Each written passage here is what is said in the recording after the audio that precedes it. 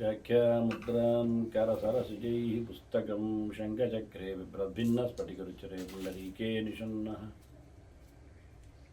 अम्लानश्रीरमृतविशदैरंशभिप्लावयनमाविर्भूयादनगवहिमा मानसे वागधीशः नमस्ते प्राणेश प्रणतविभवायावनिमगाः नमः स्वामिन् रामप्रियतमनमन्गुरुगुण नमस्तुभ्यं भीमप्रबलतमकृष्णेष्ट भगवन्नमः श्रीमन्मध्वप्रदिश सुदर्शन्नो जय जय श्रीगुरुभ्यो नमः। नारायणं सुरगुरुं जगदेकनाथं भक्तप्रियं सकललोकनमस्कृतं च त्रैगुण्यवर्जितमजं विभुमाद्यमीशं वन्दे भवग्रम् अमरासुरसिद्धवन्द्यं नारायणं नमस्कृत्य नरं चैव नरोत्तमं देवीं सरस्वतीं व्यासं ततो जयमुदीरये। ವೇದವ್ಯಾಸರ ಮಹಾಭಾರತದ ಚಿಂತಕರಿಗೆ ವಂದನೆಗಳು. ಶಾಂತಿ ಪರ್ವದ 437ನೆಯ ಪ್ರವಚನ. ಅದಾಗಲೇ ಯೋಗಶಾಸ್ತ್ರಜ್ಞರ ಬಗ್ಗೆ, ಯೋಗಿಗಳ ಬಗ್ಗೆ ಭೀಷ್ಮರು ಸಾಧನೆಗಳ ಚಿಂತನೆಗಳನ್ನು ಕೊಟ್ಟರು ಧರ್ಮರಾಜನಿಗೆ. ಧರ್ಮರಾಜನು ಊಟದ ಬಗ್ಗೆ ಕೇಳಿಕೊಂಡ ಮತ್ತು ಕೆಲವು ಅಂಶಗಳನ್ನು ಗೆದ್ದಿರಬೇಕಾದ್ರಿಂದ ಏನು ಗೆದ್ಕೊಳ್ಬೇಕು ಎನ್ನುವರ ಬಗ್ಗೆ ಮಾತಾಡಿದ.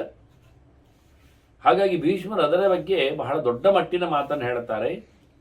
ಕಾಮಂಜಿತ್ವಾ ತಥಾ ಕ್ರೋಧಂ ಶೀತೋಷ್ಣೆ ವರ್ಷಮೇವ ಚ ಭಯಂ ಶೋಕಂ ತಥಾ ಶ್ವಾಸಂ ಪೌರುಷಾನ್ ವಿಷಯಾನ್ ತಥಾ. ಇನ್ನು ಮುಂದಕ್ಕೆ ನೋಡಿದರೆ ಸ್ವರತಿಂ ದುರ್ಜಯಂಚೈವ ಘೋರಾಂ ತೃಷ್ಣಾಂಚ ಪಾರ್ಥಿವ ಸ್ಪರ್ಶಂ ನಿದ್ರಾಂಚ ನಿದ್ರಾಂ ತಥಾ ತಂದ್ರೀಂ ದುರ್ಜಯಾಂ. ಇವನ್ನೆಲ್ಲ ಗೆಲ್ಲಿಕ್ಕೆ ಉಂಟು ಅಂತ ಹೇಳ್ತಾರೆ. ಜಿತ್ವ ಸುಲಾಭ ಇಲ್ಲ, ದುರ್ಜಯಾಂ ಜಯಿಸ್ಲಿಕ್ಕೆ ಆಗುವುದಿಲ್ಲ, ಸೋಲ್ತಾನೆ, ಆದರೂ ಗೆಲ್ಲಬೇಕು. ಏನನ್ನು ಮೊದಲು ಗೆಲ್ಲಿಕ್ಕೆ? ಕಾಮಂಜಿತ್ವ ತಥಾ ಕ್ರೋಧಂ. ಮಾಮೂಲಿ ಕೃಷ್ಣ ಹೇಳಿದ ಗೆರೆ. ಕಾಮೇಶ ಕ್ರೋಧೇಶಃ ರಜೋಗುಣ ಸಮುದ್ಭವ ಮಹಾಶನಃ ಮಹಾಪಾತ್ಮ ವಿದ್ಯೇನ ಮಿಹ ವೈರಿಣಂ.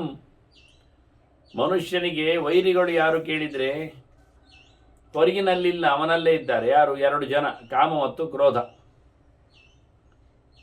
ಬಯಕೆಗಳು, ಆಸೆಗಳು, ಆಗದೇ ಇದ್ದಾಗ ಕೋಪಗಳು, ಅಷ್ಟೆ. ಅದು ಬೇಕೆ, ಹಾಗೆ ಮಾಡಬೇಕೆ, ಅಡ್ಡಿಯಾದರೆ ಕೋಪ ಬರ್ತದೆ. ಮನುಷ್ಯನಿಗೆ ಸಹಜವಾದದ್ದು. ಒಮ್ಮೆ ಬಾಯಿ ಅರಳುತ್ತದೆ, ಒಮ್ಮೆ ಬಾಯಿ ಮುಚ್ಚುತ್ತದೆ, ಒಮ್ಮೆ ಮೋರೆ ಅರಳುತ್ತದೆ, ಒಮ್ಮೆ ಮೋರೆ ಮುದುಡುತ್ತದೆ. ಬಯಕೆಗಳು ಮೂಡಿದಾಗೆಲ್ಲ ಎಲ್ಲ ಇಂದ್ರಿಯಗಳೆಲ್ಲ ಅರಳಿ ಕುಳಿತುಕೊಳ್ತವೆ. ಸಿಗದೇ ಇದ್ದರೆ ಸಿಟ್ಟಾಗಿ ಎಲ್ಲ ಕೆಂಪಾಗ್ತದೆ. ಕಾಮ ಮತ್ತು ಕ್ರೋಧ. ಕಾಮವನ್ನು ಗೆಲ್ಲಬೇಕು, ಕೋಪವನ್ನು ಗೆಲ್ಲಬೇಕು. ಹಾಗಿದ್ರೆ ಯೋಗಿ ಆಗಲಿಕ್ಕೆ ಸುಲಭ ಆಗ್ತದೆ ಅಂತ ಯೋಗ ಮಾರ್ಗದಲ್ಲಿ ಸಾಧನೆಯನ್ನು ನಡೆಸಿಕೊಂಡು ಮುಂದುವರಿಲಿಕ್ಕೆ ಇವೆರಡು ತೊಂದರೆಗಳು, ತೊಡಗುಗಳು. ಅಲ್ಲಿ ಮುಗಿಲಿಲ್ಲ, ಅಲ್ಲಿಗೆ ಮುಗಿಯಿತು. ನಮಗೆ ಹಾಗೆ ಆಗಬೇಕು ಅಂತ ಕಂಡರೇನೆ ಕಾಮನೆಗಳು ಬಂದವು. ಹೊರಗೆ ಬಂದಾಗ ಚಳಿ ಅಂತೇಳಿ ಕೂತ್ರೆ ಅದು ನಮ್ಮ ಬಯಕೆ. ನಾನು ಚಳಿಯಲ್ಲಿ ಹೋಗುವುದಿಲ್ಲ, ನನಗೆ ಮೈಗೆ ಚಳಿ ಆಗಬಾರ್ದು. ಹಾಗಾಗಿ ಏನಾಯಿತು? ಚಳಿಯನ್ನು ಗೆದ್ದರೆ ಕಾಮವನ್ನು ಗೆದ್ದ ಹಾಗೆ, ಕಾಮವನ್ನು ಗೆದ್ದರೆ ಚಳಿಯನ್ನು ಗೆದ್ದ ಹಾಗೆ. ಏನು ಮಾಡ್ತೀರಿ? ಸರಿ, ಬಿಸಿಲ ಕಾಲಕ್ಕೆ ನಿಂತರೆ ಬಿಸಿಲು ಸೆಕೆ ಅಂತ ಶುರು ಮಾಡ್ತಾನೆ. ಅದು ಹಾಗೆ. ಯಾರಾದರೂ ಹೇಳಿದರೆ, ಬಿಸಿಲಲ್ಲಿ ಕೆಲಸ ಮಾಡಲಿಕ್ಕೆ ಹೇಳಿದರೆ ಸಿಟ್ಟು ಬರ್ತದೆ. ಹಾಗೇನಾಯಿತು? ಸೆಕೆ ಎನ್ನುವುದನ್ನು ಗೆದ್ದರೆ, ಉಷ್ಣವನ್ನು ಗೆದ್ದರೆ ಕಾಮವನ್ನು ಗೆದ್ದಾಗೆ, ಕಾಮವನ್ನು ಗೆದ್ದರೆ ಉಷ್ಣವನ್ನು ಗೆಲ್ತಾನೆ. ಹಾಗಾಗಿ ಶೀತೋಷ್ಣೆ ವರ್ಷಮೇವ ಚ. ಇನ್ನೊಂದುಂಟು ನಮ್ಮಲ್ಲಿ ಬದಲಾವಣೆ. ಏನು ಅಂದರೆ ಮಳೆ.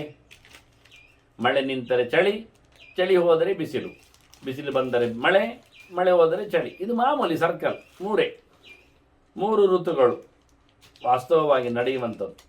ಇನ್ನು ಅದರಲ್ಲೇ ಸ್ವಲ್ಪ ಕಮ್ಮಿ ಬಿಸಿ ಹೆಚ್ಚು ಬಿಸಿ ಅಂತ ಹೇಳಿ, ಹಾಗೆ ಕಮ್ಮಿ ಮಳೆ ಜಾಸ್ತಿ ಮಳೆ ಅಂತೇಳಿ, ಕಮ್ಮಿ ಚಳಿ ಜಾಸ್ತಿ ಚಳಿ ಅಂತೇಳಿ, ಇಷ್ಟೇ. ಇದರಲ್ಲಿ ಡಬಲ್ ಹೇಮಂತ ಶಿಶಿರ, ಸ್ವಲ್ಪ ಚಳಿ ಜಾಸ್ತಿ ಚಳಿ. ಆನಂತರ ವರ್ಷ ಶರತ್, ಜೋರು ಮಳೆ ಕಮ್ಮಿ ಮಳೆ. ಅದರಲ್ಲಿ ಮೊದಲು ವಸಂತ ಗ್ರೀಷ್ಮ, ಕಮ್ಮಿ ಬಿಸಿಲು ಜಾಸ್ತಿ ಬಿಸಿಲು. ಅದರ ಆಚೆಗೆ ಇಲ್ಲ. ಇದು 6 ಋತುಗಳ ಬಗ್ಗೆ, 3 ಹಂತಗಳ ಬಗ್ಗೆ. ಅದನ್ನು ಗೆದ್ದರೆ ವರ್ಷಂತನ್ನನಿಂದ್ಯಾತ್ ತಪಂತನ್ನನಿಂದ್ಯಾತ್ ಅಂತ ಹೇಳಿ, ಮಳೆ ಅಂತ ಅಳಬೇಡ, ಬಿಸಿಲು ಅಂತ ಗೋಗರೆಬೇಡ, ಚಳಿ ಅಂತೇಳಿ ಹಿಂಜರಿಯಬೇಡ. ಚಳಿ ಆದಾಗ ಚಳಿ ಆಗ್ತದೆ, ಬಿಸಿಲಾದಾಗ ಬಿಸಿಲು ಬರ್ತದೆ, ಬಿಸಿ ಆಗ್ತದೆ. ಮಳೆ ಆದಾಗ ಒಂದೊಂದು ಇದು ಎಂತಾಗ್ತದೆ, ಒಂದು ಹೋಗ್ತದೆ, ನೆನೆದು ಹೋಗ್ತದೆ, ಅಷ್ಟೇ, ಮತ್ತೇನಿಲ್ಲ. ಹೀಗಾಗಿ ಇವನ್ನೆಲ್ಲ ಗೆಲ್ಲುಕೋ.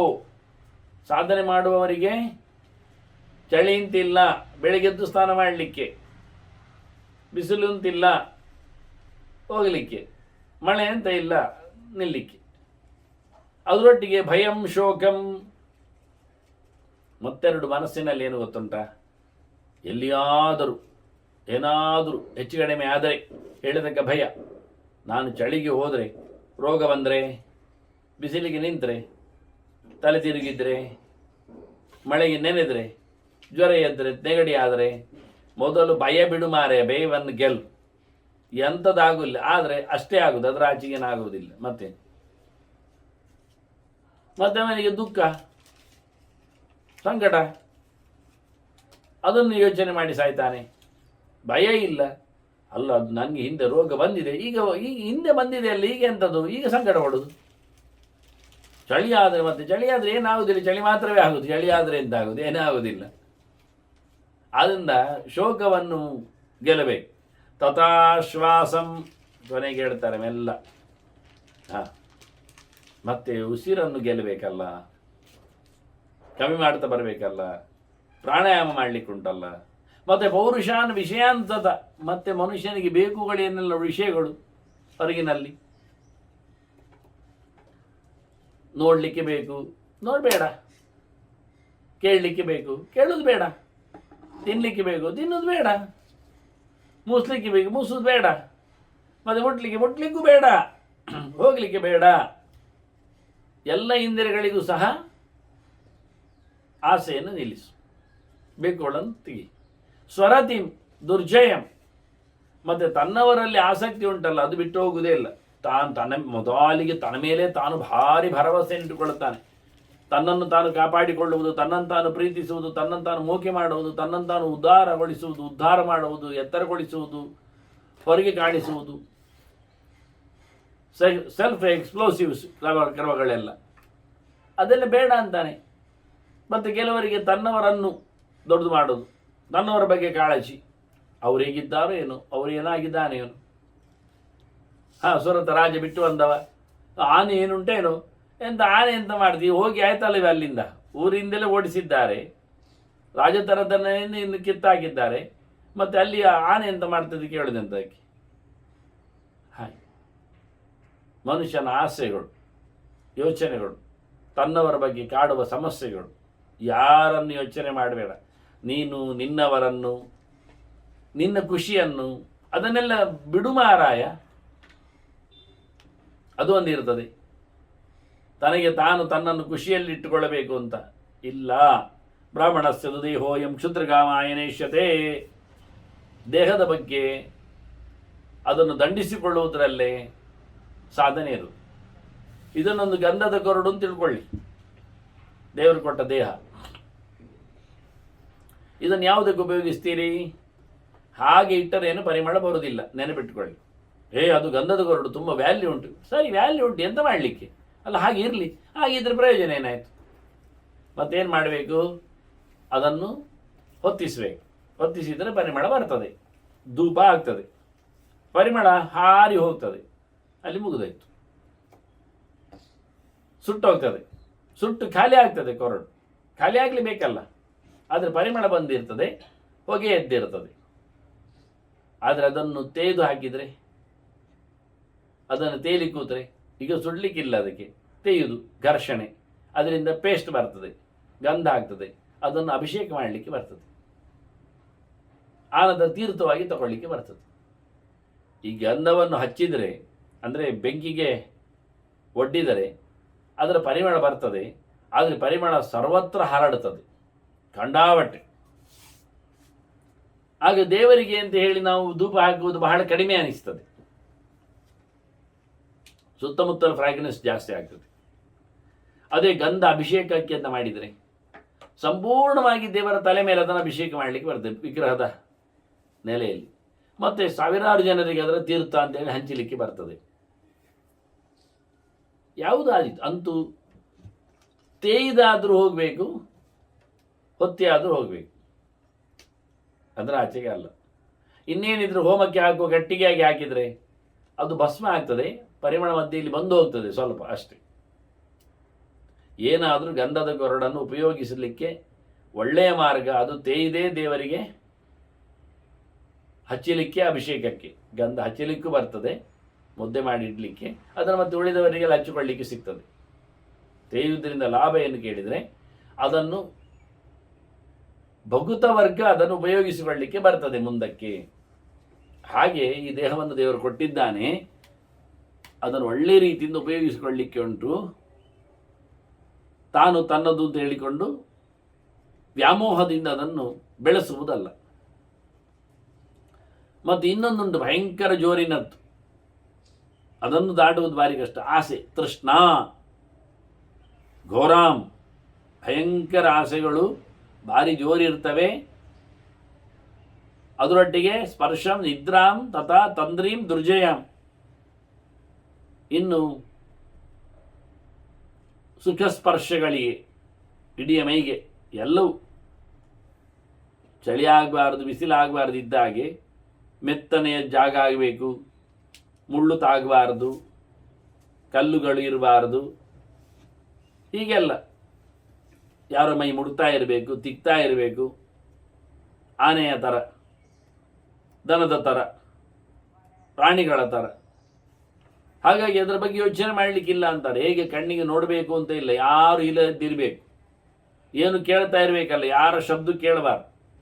ಕೆಲವರಿಗೆಲ್ಲ ಹಾಗೆ, ಅವರಿಗೆ ಯಾರಾದರೂ ಹತ್ತಿರದಲ್ಲಿರಬೇಕು, ಜನರ ಶಬ್ದ ಕೇಳ್ತಾ ಇರಬೇಕು. ಇಲ್ಲಾದರವರಿಗೆ ಒಂಟಿತನಾಗಿ ಗೋಷ್ಟು ಥರ ಹೆದರಿ ಸಾಯ್ತಾರೆ ಅವರು. ಶಬ್ದ ಕೇಳ್ತಾ ಇರಬೇಕು, ಯಾರದ್ದಾದ್ರೂ ಏನಾದರೂ ಎಲ್ಲಿಯಾದರೂ. ಸಂಜೆ ಹೊತ್ತಿನಲ್ಲಿ ಮೌನ ಆದರೆ, ಸೌಂಡ್ಲೆಸ್ ಆದರೆ ಅವರಿಗೆಲ್ಲ ಒಂಥರ ದವಡವ ಹೆದರಿಕೆಗೊಂಡು ಶುರುವಾಗತ್ತೆ. ಈಗ ಎಂಥದ್ದಿಲ್ಲ, ಶಬ್ದವೇ ಕೇಳ್ತಾ ಇದೆ, ಯಾರೂ ಇಲ್ಲ. ಏನು ಒಮ್ಮೆಲೆ ಎಲ್ಲ ಪ್ರಪಂಚದಲ್ಲಿ ಜನ ರಟ್ಟಿ ಹೋಗ್ತಾರೆ, ಅವರವರ ಬಾಡಿಗೆ ಅವರವ್ರ ಬಾಯಿ ಮುಚ್ಚಿ ಕೂತಿದ್ದಾರೆ. ಹಾಗಲ್ಲಿ ಇಡೀ ಬೊಬ್ಬೆ ಹೊಡೆದಾಯ್ತಲ್ಲ, ಅದರಿಂದ ಸದ್ದು ಕಮ್ಮಿ ಆಯ್ತು. ಏನಾಯ್ತು ಈಗ? ಇವನಿಗೆ ಗಟ್ಟಿ ಟಿ ವಿ ಹಾಕಿಕೊಂಡು ಕೂತ್ಕೊಳ್ಳೋದಂತ. ಯಾಕೆಂದರೆ ಮತ್ತೆ ಶಬ್ದ ಇಲ್ಲಲ್ಲ, ಅದಕ್ಕೆ ಇದು ಒಳ್ಳೆ ಕಥೆ ಆಯ್ತಲ್ಲ. ಅದಕ್ಕೆ ಹೇಳ್ತಾರೆ, ಯಾರ ಹಂಗು ಇಲ್ಲದೆ ಬದುಕುವ ಕಥೆ ಆಗಬೇಕು, ಯಾರ ಸ್ಪರ್ಶವೇ ಇಲ್ಲ. ನಿದ್ರೆಯನ್ನು ಗೆಲ್ಲಬೇಕು, ಬಿದ್ದಲ್ಲಿ ಬರ್ತದೆ ಎನ್ನುವುದು ಸತ್ಯ, ಆದರೆ ಪ್ರಯೋಜನ ಇಲ್ಲ. ಹಾಗೆ ತಂದ್ರಿ ಅಂದರೆ ಹಾಗೆ ತೂಕಡಿಸುವುದು, ನಿದ್ದೆ ಮಾಡುವುದಿಲ್ಲ. ಪ್ರತಿ ಸರ್ತಿ ಸಹ ಒಂದು ರೀತಿಯಿಂದ ಲೇಸಿನೆಸ್ ಬಂದು ಹೋಗ್ತದೆ. ಇದನ್ನೆಲ್ಲ ಗೆಲ್ಲಬೇಕು ಮಾರಾಯ ಅಂತಾರೆ. ಇದರಿಂದ ಗೆಲ್ಲುವುದರಿಂದ ಮನುಷ್ಯ ತನ್ನನ್ನು ಬೆಳಗಿಸ್ತಾನೆ. ದೀಪಯಂತಿ ಮಹಾತ್ಮಾನಃ ಸೂಕ್ಷ್ಮಾತ್ಮಾನಮಾತ್ಮನ ವೀತರಾಗಾಹ ಮಹಾಪ್ರಾಜ್ಞಾಃ ಧ್ಯಾನಾಧ್ಯಯನ ಸಂಪದ. ಉದ್ದೀಪನಗೊಳಿಸಬೇಕು ಮನುಷ್ಯ, ಜೀವವನ್ನು ಬೆಳಗಿಸಬೇಕು. ಕತ್ತಲು ಕೊನೆಯಲ್ಲಿ ಆಗಿ ಕ್ಯಾರಟಿ ಬಿಡಿಸುವುದಲ್ಲ, ಮನಸ್ಸನ್ನು ಹಗುರವಾಗಿಸಬೇಕು, ಬೆಳಗಿಸಬೇಕು. ಮನಸ್ಸನ್ನು ಜಡ್ಡುಗಟ್ಟಿಸಿ ಬೀಳಿಸುವುದಲ್ಲ. ಆದ್ದರಿಂದ ಒಳ್ಳೆಯವರು, ದೊಡ್ಡವರು, ರಾಗದ್ವೇಷದಿಂದ ದೂರ ಆದವರು, ತಿಳ್ಕೊಂಡವರು, ದೇವರ ಎಚ್ಚರವನ್ನು ಪಡೆದವರು, ಆಸೆ ಆಕಾಂಕ್ಷೆಗಳಿಗೆ ಬಲಿಯಾಗದವರು, ಇವರೆಲ್ಲ ನಿಜವಾಗಿ ಅತ್ಯಂತ ಸೂಕ್ಷ್ಮನಾದ ಜೀವನನ್ನು ತಮ್ಮ ದೃಢವಾದ ಮನಸ್ಸಿನಿಂದ, ದೇವರ ಪ್ರೇರಣೆಯಿಂದ, ಭಗವಂತನ ವಿಶೇಷ ಅನುಗ್ರಹದಿಂದ ಅವರು ಬೆಳಗಿಸ್ತಾರೆ. ಮನಸ್ಸನ್ನು ಹಗುರ ಮಾಡುತ್ತಾರೆ. ಹೀಗೆಲ್ಲ ಅನೇಕ ಅರ್ಥಗಳಲ್ಲಿ ದೇವರನ್ನು ಅವರು ನೆನಪಿಸಿಕೊಂಡು ಅವನನ್ನು ಬೆಳಕಿಗೆ ತರ್ತಾರೆ. ತಮ್ಮ ಧ್ಯಾನದಲ್ಲಿ ತಂದರೆ ದೇವರು ಬೆಳಕಿಗೆ ಬಂದ ಅಂತ ಅರ್ಥ ಮಾಡ್ತಾರೆ. ಅದಕ್ಕೆ ಮಾಧ್ಯಮವಾದ ಯಾವುದು? ಮುಖ್ಯವಾಗಿ ಧ್ಯಾನಾಧ್ಯಯನ ಸಂಪದ ಅಂದು. ಧ್ಯಾನ ಚಿಂತಾಯ, ದೇವರ ಚಿಂತನೆ, ಚಿಂತೆ, ಸಂಸಾರದ ಲೋಕದ ಚಿಂತೆ ಇಲ್ಲ, ಯೋಚನೆ ಇಲ್ಲ, ನಿರಂತರ ದೇವರ ಯೋಚನೆ. ಅದಕ್ಕೆ ಕಾರಣವಾಗಿ, ಧ್ಯಾನಕ್ಕೆ ಕಾರಣವಾಗಿ ಅಧ್ಯಯನ, ಓದು. Without knowing no meditation, not possible. ಧ್ಯಾನ ಮಾಡಲಿಕ್ಕೆ ಆಗುವುದಿಲ್ಲ ಗೊತ್ತಿಲ್ಲದೆ. ಅದನ್ನ ನಿರಂತರವಾದ ಅಧ್ಯಯನದಿಂದ ಧ್ಯಾನವನ್ನು ಸಂಪಾದನೆ ಮಾಡಲಿಕ್ಕೆ ಬರ್ತದೆ. ಧ್ಯಾನ ಆದರೂ ನಿಲ್ಲಬಹುದು, ಅಧ್ಯಯನ ನಿಲ್ಲಬಾರದು. ಅದರಿಂದ ಎರಡು ಮುಖ್ಯ, ಧ್ಯಾನ ಮತ್ತು ಅಧ್ಯಯನ ಅಂತ. ಇದನ್ನು ಬಹಳ ಸುಂದರವಾಗಿ ಉಪಾಸನೆ ಬಗ್ಗೆ ಮಾತಾಡುವಾಗ ಇಲ್ಲಿಯ ಗೆರೆಗಳ ಚಿಂತನೆಯಲ್ಲಿ ಭೀಷ್ಮನ ಮಾತಿನಂತೆ ಆಚಾರ್ಯ ಮಧ್ವರು ಉಲ್ಲೇಖ ಮಾಡ್ತಾರೆ. ಸ್ವಪಾಸನಾಜ ದ್ವಿವಿಧ ಶಾಸ್ತ್ರಾಭ್ಯಾಸ ಸ್ವರೂಪಿಣಿ ಧ್ಯಾನ ರೂಪ ಪರಾಚೈವ. ಎರಡು ಪ್ರಕಾರದ ಸಾಧನೆಗಳಿರುವುದು. ಒಂದು ನಿರಂತರವಾಗಿ ಶಾಸ್ತ್ರವನ್ನು ಕಲಿಯುವುದು, ಓದುವುದು, ಜ್ಞಾನ ಮಾರ್ಗ. ಇನ್ನೊಂದು ಧ್ಯಾನ ಮಾರ್ಗ. ಆದರೆ ಈ ಧ್ಯಾನಕ್ಕೆ ಅಂಗವಾಗಿ ಧಾರಣಾದಿಗಳು ಬರ್ತವೆ. ಆ ಅಂಗದಲ್ಲಿ ಯಮನಿಯಮಗಳು ಸೇರಿದವೆ. ಆ ಯಮನಿಯಮದಲ್ಲಿ ಅದೇನೋ ಉಂಟೆ, ಅದರಿಂದ ಕಮ್ಮಿ ಕಲೀಲಿಕ್ಕೆ ಉಂಟು, ಜಾಸ್ತಿ ಧ್ಯಾನ ಮಾಡಲಿಕ್ಕೆ ಇರೋದು. ಅಲ್ಲಿ ಜಾಸ್ತಿ ಕಲೀಲಿಕ್ಕೆ ಇರೋದು, ಕಮ್ಮಿ ಧ್ಯಾನಕ್ಕೆ ಹೋಗಲಿಕ್ಕೆ. ಈಗ ಎರಡನ್ನು ಕಳೆದ ಬಾರಿಗೆ ಹೇಳಿದ್ದೆ. ಇಲ್ಲಿ ಸ್ಪಷ್ಟವಾಗಿ ಆಚಾರ್ಯ ಹೇಳ್ತಾರೆ, ಸ್ವೋಪಾಸನಾಚ ದ್ವಿಧಾ ಶಾಸ್ತ್ರಾಭ್ಯಾಸ ಸ್ವರೂಪಿಣಿ ಧ್ಯಾನ ರೂಪ ಅಪರಾಜೈವ ತದಂಗನ್ ಧಾರಣಾಧಿಕಂ ಅಂತ. ಧಾರಣ, ಪ್ರತ್ಯಾಹಾರ, ಪ್ರಾಣಾಯಾಮ, ಯಮನಿಯಮಗಳೆಲ್ಲ ಅದಕ್ಕೆ ಪೂರಕವಾಗಿ. ಇದರ ಬಗ್ಗೆ ನಾನು ಬಹಳ ದೊಡ್ಡದಾದ ಒಂದು ಯೋಗ ಸಮೀಕ್ಷಾ ಅಂತ ಒಂದು ಚಿಂತನೆಯನ್ನೇ ಕೊಟ್ಟಿದ್ದೆ. ಅಷ್ಟಾಂಗ ಯೋಗಗಳ ಬಗ್ಗೆ ದೀರ್ಘಕಾಲದಲ್ಲಿ ಸುಮಾರು ಎಪಿಸೋಡ್ಗಳಿವೆ. ವಾಸ್ತವವಾಗಿ ಜ್ಞಾನ ಸಮೀಕ್ಷಾದಲ್ಲಿ ಸಿಗ್ತದೆ ಶುದ್ಧವಾದ ಯೋಗದ ಮಾರ್ಗಗಳ ಪ್ರಕ್ರಿಯೆಗಳು ಹೇಗಿರ್ತಾವೆ ಅಂತ. ಇದಕ್ಕೆ ಪೂರಕವಾಗ್ತದೆ ಅದು ವಾಸ್ತವವಾಗಿ. ಹಾಗೆ ನಿರಂತರವಾದ ಅಧ್ಯಯನದಿಂದ, ಧ್ಯಾನದಿಂದ ಅವರು ರಾಗದೂರರಾಗಿ ಪ್ರಜ್ಞಾವಂತರಾಗಿ ತಮ್ಮನ್ನು ಬೆಳಗಿಸ್ತಾರೆ, ತಾವು ಬೆಳಗ್ತಾರೆ, ಬುದ್ಧಿ ಮನಸ್ಸನ್ನು ಹಗುರ ಮಾಡ್ತಾರೆ, ದೇಹವನ್ನು ಶುದ್ಧವಾಗಿ ಪರಿತ್ಯಾಗ ಮಾಡಲಿಕ್ಕೆ ತಯಾರಾಗ್ತಾರೆ, ಅದರಿಂದ ಭಗವಂತನೆಡೆಗೆ ತೆರಳುತ್ತಾರೆ. ಇಷ್ಟೆಲ್ಲ ಅರ್ಥಗಳಲ್ಲಿ. ಆದರೆ ಅದು ಸುಲಭ ಇಲ್ಲ ದಾರಿ. ದುರ್ಗಸ್ತ್ವೇಷ ಮತಃ ಪಂಥಾಹ. ಈ ದಾರಿ ಬಹಳ ಕಷ್ಟದ್ದು, ತುಂಬ ತೊಂದರೆ ಉಂಟಿಲ್ಲಿ, ದೋಷಗಳು ಜಾಸ್ತಿ ಇವೆ.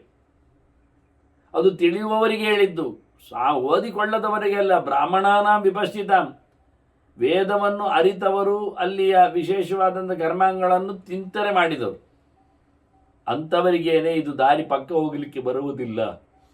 ಈ ಯೋಗ ದಾರಿ ಭಾರಿ ಕಷ್ಟದ್ದು. ಇಲ್ಲಿ ಯಾರೂ ಕ್ಷೇಮದಲ್ಲಿ ಹೋಗಿ ಬಂದದ್ದಿಲ್ಲ. ನ ಕಶ್ಚಿತ್ ವ್ರಜತಿ ಯಸ್ಮಿನ್ ಕ್ಷೇಮೇನ ಭರತರ್ಷ. ಇಲ್ಲಿ ಗಮ್ಮತ್ತಿನಲ್ಲಿ ಹೋಗಿದ್ದವರು ಯಾರೂ ಇಲ್ಲ. ಕ್ಷೇಮವಾಗಿ ಮಾರ್ಗವನ್ನು ತುಳಿಲಿಕ್ಕೆ, ತಲುಪಲಿಕ್ಕೆ ಆಗುವುದಿಲ್ಲ. ಈ ನಮೂನೆಯ ಮೋಕ್ಷ ಮಾರ್ಗ ಸ್ವಲ್ಪ ಕಷ್ಟ ಇದೆ, ಸಹಜವಾಗಿ ಹೇಳುತ್ತೆ. ಇಲ್ಲಿ ಅಂತ ಕೇಳಿದರೆ, ಇದು ಒಂದು ಕಾಡಿದ್ದಾಗೆ ಅಲ್ವಾ. ಕಾಡಿನಲ್ಲಿ ನೋಡಿ ಹೋಗಿ ಅಂದರೆ ಹೋಗ್ತಾರೆ ಯಾರಾದರೂ? ಅಪರಿಚಿತ. ಅಷ್ಟೇ ಅಲ್ಲದೆ ಕಾಡು ತುಂಬ ಹಾವುಗಳು, ಕ್ರಿಮಿಕೀಟಗಳು, ವಿಷಜಂತುಗಳು, ಎಲ್ಲಿ ಹೇಗೆ ಕಚ್ಚುತ್ತಾವೆ ಗೊತ್ತಿಲ್ಲ. ಅಲ್ಲೋ ನೆಲ ನೋಡ್ತಾ ಹೋಗ್ತೇನೆ ಹೇಳಿದೆ, ಮಂಡೆ ಮೇಲೆ ಹಾರಿ ಕಚ್ಚಿದಾವು, ಜೋತಾಡಿಕೊಂಡಿರ್ತಾವೆ. ಇವ ನೆಲ ನೋಡ್ತಾ ಹೋಗುವುದು ಪುಣ್ಯಾತ್ಮ, ಎಂಥದಿಲ್ಲ ನಗುವುದು, ಮೆಲ್ಲ ಕಣ್ಬಿಟ್ಟು ಮೇಲೆ ನೋಡಿದ್ರೆ ಇಷ್ಟು ದೊಡ್ಡ ಬುಸ್ ಅಂತ ಆವಾ ಅಂತ ಮಾಡಿಕೊಂಡು ಜೋತಾಡ್ತಾ ಇರ್ತದೆ.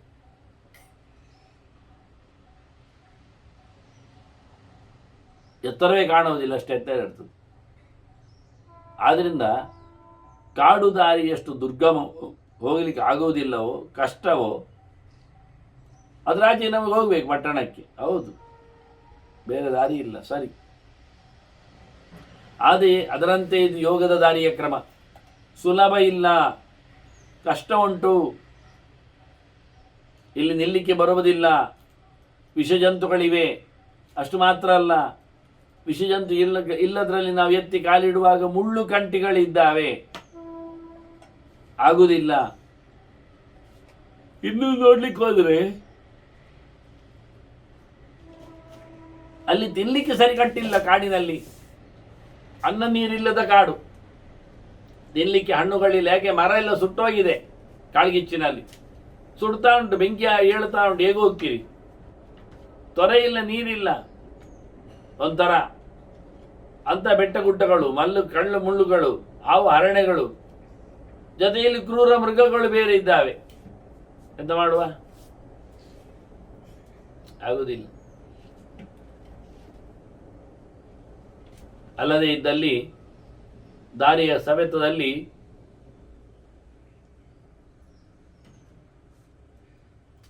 ತಲೆ ಒಡೆಯುವ ಕಳ್ಳರಿದ್ದಾರೆ. ಹೋಗ್ತೀರೀಗ? ಯೋಗದ ಮಾರ್ಗ ಅತಿ ದುಸ್ತರವಾಗಿದೆ, ದುರ್ಗಮವಾಗಿದೆ. ಇಲ್ಲಿ ತೊಂದರೆಗಳು ಜಾಸ್ತಿ, ದೋಷಗಳು ಜಾಸ್ತಿ. ಯಾರೊಬ್ಬರು ಕ್ಷೇಮವಾಗಿ ಹೋದದ್ದಿಲ್ಲ. ಅಷ್ಟು ಸುಲಭ ಅಲ್ಲ ಇದು ವಾಸ್ತವವಾಗಿ. ಅದನ್ನ ಕ್ಷೇಮದಲ್ಲಿ ಹೋದವರು ಸಿಗುವುದಿಲ್ಲ. ಮತ್ತೆ ನೋಡ್ಲಿಕ್ಕೆ ಸುಸ್ಥೇಯಂ ಕ್ಷುರಧಾರಾಸು ನಿಶಿತಾಸು, ಈ ಧ್ಯಾನ ಧಾರಣ ಪ್ರತ್ಯಾಹಾರ ಎಲ್ಲ ಉಂಟಲ್ಲ, ತಲೆಯಲ್ಲಿ ದೇವರನ್ನು ಗಟ್ಟಿಯಾಗಿ ಹೊತ್ತುಕೊಳ್ಳೋದು, ಅದು ನಿಲ್ಲುವುದಿಲ್ಲ ಅಂತ ಹೇಳಿದ್ದಾನೆ ನಾನು. ಹೇಗೆ ಮಾಡಿದ್ರು ಸರ್, ಇದು ಕತ್ತಿನ ಅಲಗಿನಂತೆ ಭಯಂಕರ ಶಾರ್ಪ್. ಕತ್ತಿಯ ಪುಡಿ ಬಾಯಿ ಹರಿತವಾಗಿರ್ತದೆ, ಬರ್ತೇ ಇರ್ತದೆ. ಹಾಗೆ ಕತ್ತಿಯ ಅಗಲು ಅಲಗಿನ ಮೇಲೆ ಕಾಲಿಟ್ಟುಕೊಂಡು ಹೋಗ್ಲಿಕ್ಕೆ ಆಗ್ತದ? ಕಾಲು ಸೀಳಿ ಹೋಗ್ತದೆ, ಇಡೀ ದೇಹದ ಭಾರ ಅಲ್ಲಿ ಬೀಳುವುದಿಲ್ವ? ಆದ್ರಿಂದ ಇದು ಕ್ಷುರಸ್ಯಧಾರ ನಿಶಿತ ಅಂತ ಹೇಳಿಕೊಂಡು ಶ್ರುತಿ ಹೇಳ್ತದೆ. ಅಂದ ಬಾಳಿನ ಅಂದರೆ ಕತ್ತಿನ, ಬಾಳು ಅಂತ ಅದಕ್ಕೆ ಹೆಸರು, ಕತ್ತಿಗೆ ಬಾಳು ಅಂತ ನಮ್ಮದು ಬದುಕಿಗೆ ಹೆಸರು. ಅಂದ ಬಾಳಿನ ಬಾಯಿ ಭಾರಿ ಹರಿತ ಉಂಟು. ಹಾಗೆ ಯೋಗ್ಯ ಧಾರಣೆ ಅಂದ್ರೆ ಭಾರಿ ಕಷ್ಟ, ಪಕ್ಕ ಆಗುವುದಿಲ್ಲ. ಧಾರಣಾದು ಯೋಗಸ್ಯ ದುಸ್ತೇಯ ಮಕೃತಾತ್ಮಭಿ, ಇಲ್ಲಿ ಯಾರು ನಿಂತದ್ದೇ ಇಲ್ಲ. ನಿಲ್ಲಬೇಕಾದಿತ್ತು ಸುಸ್ಥೇಯಂ, ಇಂಥ ದಾರಿಯಲ್ಲಿ ಗಟ್ಟಿ ನಿಲ್ಲಬೇಕಿತ್ತವ, ಗಟ್ಟಿ ನಿಲ್ಲುತ್ತಾ ಇಲ್ಲ. ಕೆಲಸ ಮಾಡದವರಿಗೆ, ಪ್ರಯತ್ನ ಮಾಡದವರಿಗೆ, ಯೋಗ್ಯತೆ ಇಲ್ಲದವರಿಗೆ, ಆತ್ಮತತ್ವದ ಅರಿವಿಲ್ಲದವರಿಗೆ, ದೇವರ ಅನುಗ್ರಹ ಇಲ್ಲದವರಿಗೆ ಇದು ದಾರಿ ಹೇಳಿಸಿದ್ದೇ ಅಲ್ಲ, ಆಗುವುದಿಲ್ಲ. ವಿಪನ್ನ ಧಾರಣಾರ್ಥಾತ ನಯಂತಿನ ಶುಭಾಂಗತಿ, ಸರಿಗಟ್ಟಿಲ್ಲದೆ ಚೆನ್ನಾಗಿಲ್ಲದ ಧಾರಣಗಳಾದರೆ ಯಾರ್ಯಾರನ್ನೂ ಯೋಚನೆ ಮಾಡೋದು, ಎಲ್ಲಿಯೂ. ಕೆಲವರು ದೀಪ ನೋಡಿ ಹೇಳೋದು, ಕೆಲವರು 0 ನೋಡಿ ಹೇಳು 0, ಕೆಲವರು ಶೂನ್ಯ ನೋಡಿ, ಕೆಲವರು ಬಾಗಿಲು ನೋಡಿಯಿಂದ. ಇದು ಯಾವುದು ಅಲ್ಲ ಅಂತಾರ.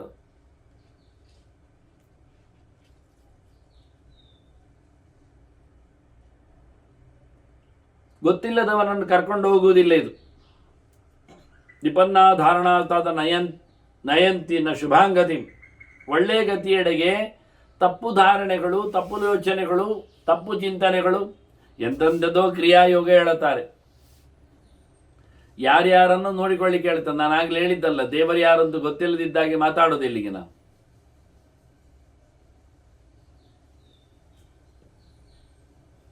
ಅವನಂತೂ ಈಶ್ವರ ಹೇಳ್ತಾನೆ ಸಮಾಧಿ ಸೂತ್ರದಲ್ಲಿ, ಈಶ್ವರ ಪ್ರಣಿಧಾನಾದ್ವಾ ಅಂತ. ಈಶ್ವರನ ಮೇಲೆ ತಲೆ ಹಾಕಿದ್ರು ಆಗ್ತದೆ ನಿಮಗೆ, ಯೋಗ ಸಿದ್ಧಿ ಆಗ್ತದೆ ಅಂತ ಬೇಕಾದ್ರೆ ಅಂತ. ಯಾವ ಈಶ್ವರ? ಯಾರಿಲ್ಲಿ ಈಶ್ವರ ಅಂದ್ರೇನು? ಈಶ್ವರ ಅಂದರೆ ಶಿವಪ್ಪನ, ಪಾರ್ವತಿ ರಮಣನ, ಗೋಮಟೇಶ್ವರ ಹೇಳುವುದಿಲ್ವಾ? ಅಲ್ಲಿ ಗೋಮಟೇಶ್ವರ ಅವನು ಪಾರ್ವತಿ ರಮಣನವ. ಅಲ್ಲಿ ತಿರುಮಲೆಯಲ್ಲಿ ವೆಂಕಟೇಶ್ವರ ಹೇಳುವುದಿಲ್ವಾ? ಅವನೇನು ಪಾರ್ವತಿಯ ಪತಿಯವ? ಈಶ್ವರ ಅಂದರೆ ಒಡೆಯ ಅಂತ ಅರ್ಥ ಮಾರಾಯರೆ. ಒಬ್ಬ ಹಿಡಿತಾವೆ ಹೆಸರು ಬಂದಾಗ. ಈಶ್ವರ ಸರ್ವಭೂತಾನ ಮೃದ್ದೇಶ, ಕೃಷ್ಣನೇ ಹೇಳಿದ. ಈಶ್ವರ ಸರ್ವೋತ್ತಮನಾದ ವ್ಯಕ್ತಿಯು, ಸಮರ್ಥನು, ದೊರೆ ಎಲ್ಲ ಕಡೆಯಲ್ಲಿ ತುಂಬಿದ್ದಾನೆ, ಎಲ್ಲರಲ್ಲಿ ಅಂತ. ಅದು ಯಾರು ಕೇಳಿದ? ನಾರಾಯಣ. ಶಂಕರರೇ ಭಾಷೆ ಬರೀತಾರೆ, ಈಶ್ವರ ಈಶಾನಶೀಲ ನಾರಾಯಣ ಅಂತೇಳಿ. ಅವರಾಗಿದ್ದರೆ ಚಾಲ್ತಿಯಲ್ಲಿ ಉಂಟಲ್ಲ, ಈಶ್ವರ ಅಂದರೆ ಶಿವ ಅಂತೇಳಿ ಬರೀಲಿಕ್ಕೆ ಹೋಗಲಿಲ್ಲ. ಇಲ್ಲಿ ಹೇಳಿದ್ದೇನು, ಕಾನ್ಸೆಪ್ಟ್ ಏನು, ಕೃಷ್ಣ ಹೇಳ್ತಾ ಇದ್ದಾನೆ ಹೇಗೆ. ಹಾಗಾಗಿ ಎಲ್ಲದರ ಭಾರದ ವ್ಯವಸ್ಥೆಯನ್ನು ಹೊತ್ತವ ಅದು ನಾರಾಯಣನೇ ಅನ್ನೋ ನೆಲೆಯಲ್ಲಿ ಬಹಳ ಚಂದವಾಗಿ ಯಾರ್ಯಾರನ್ನು ತಲೆಯಲ್ಲಿ ಹೊತ್ತುಕೊಳ್ಳುವುದರಿಂದ ಕೆಲಸ ಆಗುವುದಿಲ್ಲ. ವಿಪನ್ನಾಧಾರಣ, ದಾರಿ ತಪ್ಪಿದ ಯೋಚನೆಗಳೆಲ್ಲ ಇವನನ್ನು ಉದ್ಧಾರ ಮಾಡುವುದಿಲ್ಲ. ಇವೆಲ್ಲ ಮಾಡ್ತಾ ಇದ್ದಾರಲ್ಲ ಸುಮಾರು ಜನ. ಎಲ್ಲಿ ಹೋಗ್ತಾರೆ? ಕೊಂಪೆಗೆ ಹೋಗ್ತಾರೆ ಅಷ್ಟೆ. ಕೃಷ್ಣ ಅದನ್ನು ಹೇಳಿದ್ನಲ್ಲ,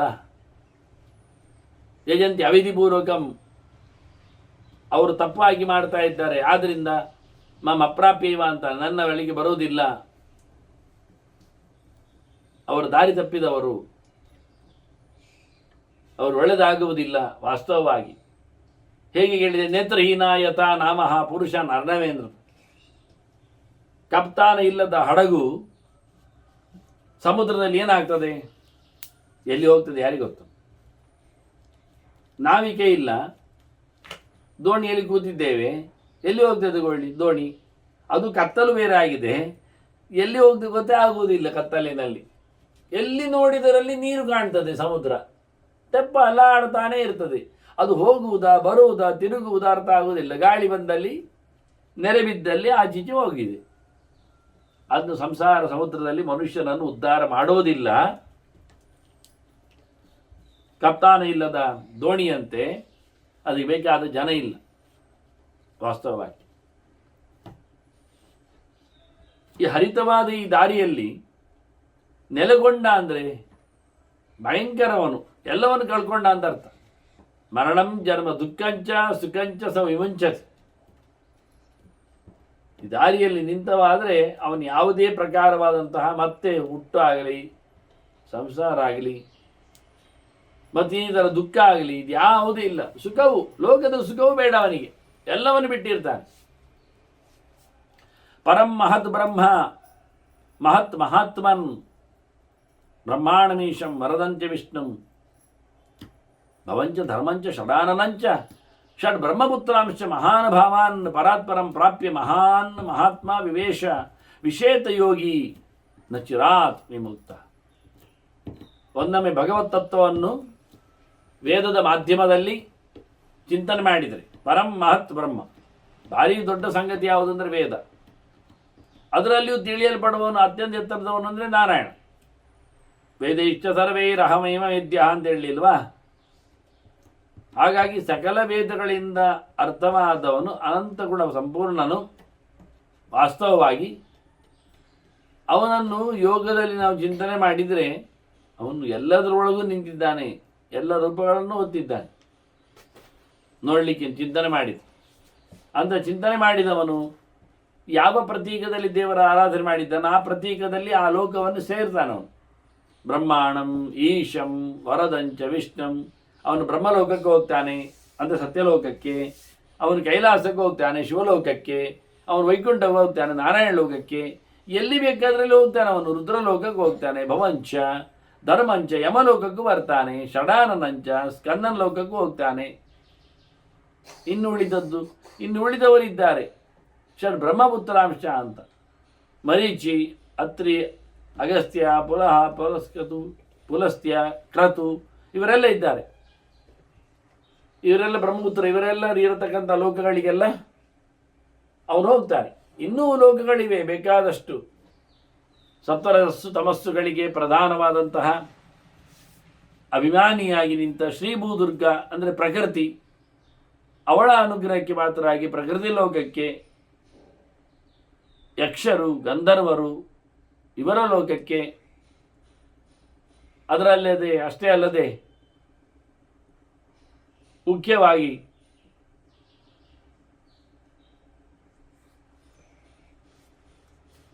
ಗುಂಪಿನ ದೇವತೆಗಳು ಸಿದ್ಧರಿದ್ದಾರೆ.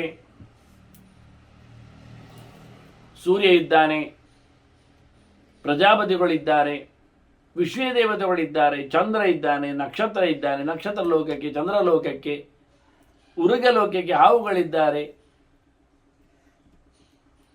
ಈಗ ತುಂಬ ಪಿತೃಗಳಿದ್ದಾರೆ. ಯಾವ್ಯಾವುದೋ ದೇಹ ವಿಶ್ವ ದೇವತೆಗಳ ಲೋಕಕ್ಕೆ, ನದಿ ಅಭಿಮಾನಿ ದೇವತೆಗಳ ಲೋಕಕ್ಕೆ, ನದಾಭಿಮಾನಿಗಳು ಪರ್ವತಾಭಿಮಾನಿಗಳ ಲೋಕಕ್ಕೆ, ದಿಕ್ಕು ದಿಶೆಗಳ ದಿಗಭಿಮಾನಿಯರು ಇದ್ದಾರಲ್ಲ ಅಲ್ಲಿಗೂ, ಮತ್ತೆ ಸ್ತ್ರೀಯರ ಲೋಕಕ್ಕೂ ಸಹ ಮಹಿಳೆಯರ ಲೋಕ ಅಂತ ಉಂಟು. ಎಲ್ಲೆಂದರಲ್ಲಿ ಸಾಧನೆ ಮಾಡಿದವ ಭಗವಂತನ ಚಿಂತನೆಗಾಗಿ ತೆರಳುತ್ತಾನೆ, ಹೋಗ್ತಾನೆ, ಬರ್ತಾನೆ. ಬಹಳ ಸುಂದರವಾದ ಚಿಂತನೆಯನ್ನು ಕೊಟ್ಟಿದ್ದೇನೆ ಅಂತ ಭೀಷ್ಮರು ಹೇಳ್ತಾರೆ. ಕಥಾಶ ಇದು ಸಂವಾದ ಹೇಳಿಕೊಟ್ಟದ್ದು ನಾನು. ಭಗವಂತನ ವಿಷಯದಲ್ಲಿ ಕಥಾಚಯೇಯ ನೃಪತೆ ಪ್ರಸಕ್ತ ದೇವೇ ಮಹಾವೀರ್ಯತಮೇ ಶುಭೇಯಂ. ಈ ನಮ್ಮದು ಮಾತುಕತೆ ಸಂವಾದ ಭಗವಂತನ ವಿಷಯದಲ್ಲಿ ನಡೆದದ್ದು, ಬಹಳ ಒಳ್ಳೆಯ ಪ್ರಕಾರ. ಇದನ್ನು ಯೋಗಿಯಾದವ ಬಹಳ ಚೆನ್ನಾಗಿ ಗಮನಿಸ್ತಾನೆ. ಯೋಗಿ ಸರ್ವಾನ್ ಅಭಿಭೂಯ ಮರ್ತ್ಯಾನ್ ನಾರಾಯಣಾತ್ಮ ಗುರುತೇ ಮಹಾತ್ಮ. ಅವ ಈ ಮರಣ ಧರ್ಮಗಳನ್ನೆಲ್ಲ ದಾಟಿ ನಿಂತು ಭಗವಂತನನ್ನೇ ತನ್ನ ಅಂತರ್ಯಾಮಿಯಾಗಿ, ತನ್ನ ಸ್ವಾಮಿಯಾಗಿ ಗಮನಿಸ್ತಾನೆ. ಆನಂತರ ಭಗವಂತನೆಡೆಗೆ ಸಾಗುವ ಪ್ರಯತ್ನವನ್ನು ಮಾಡ್ತಾನೆ, ಭಗವಂತನನ್ನು ಪಡಿತಾನೆ. ಈ ರೀತಿಯಾಗಿ ಭಗವಂತನ ಚಿಂತನೆಯಲ್ಲಿ ರತನಾಗಿ ಯೋಗಿ ಅತ್ಯಂತ ಎತ್ತರದ ಸ್ಥಾನಮಾನವನ್ನು ಪಡಿತಾನೆ ಅಂತ ಭೀಷ್ಮರು ತನ್ನ ಸಂವಾದವನ್ನು ತಿಳಿಸಿಕೊಟ್ರು. ಈ ಸಂವಾದ ಜೊತೆಯಲ್ಲಿ ಭೀಷ್ಮರದ್ದು ಮುಂದಿನ ಮಾತುಗಳು ಸಾಂಖ್ಯ ವಿಷಯದಲ್ಲಿ, ಅವನು ಕೇಳಿಕೊಂಡಿದ್ದ ಸಾಂಖ್ಯ ವಿಷಯದಲ್ಲಿಯೂ ಅದನ್ನು ತಿಳಿಸ್ತಾರೆ. ಹೇಳುವೆನೆಂದಾಗ ನಿನಗೆ ಗೊತ್ತಿದೆ 3 ಲೋಕದಲ್ಲಿರತಕ್ಕ ವಿಚಾರಗಳು ಅಂತ ಧರ್ಮರಾಜನಿಗೆ ಹೇಳಿದರು. ಮತ್ತು ನೀನು ಶಿಷ್ಯ ಅಂತ ಹೇಳಿ ತಿಳಿಸ್ತೇನೆ ಅಂತ ಮತ್ತೆ ವಿಶದವಾಗಿ ಅದರ ಬಗ್ಗೆ ಚಿಂತನೆಯನ್ನು ಕೊಡುತ್ತಾರೆ. ವಾಸ್ತವವಾಗಿ ತುಂಬ ವಿಷಯಗಳು ಸಾಂಖ್ಯ ಎಲ್ಲಿಂದ ಬಂತು ಎನ್ನುವುದನ್ನು ಆರಂಭದಲ್ಲಿ ಹೇಳಿದರು. ವಿಹಿತಂ ಯತಿಭಿಹಿ ಬುದ್ಧಿಹಿ ಕಪಿಲಾದಿಭಿಹಿ ಈಶ್ವರೈಹಿ ಅಂತ. ಯೋಗದಲ್ಲಿ ಈಶ್ವರ ಬೇಕಾಗಿಲ್ಲ ಎನ್ನುವುದು ಒಂದು ವಾದ ಬಂದಿದೆಯಲ್ಲ.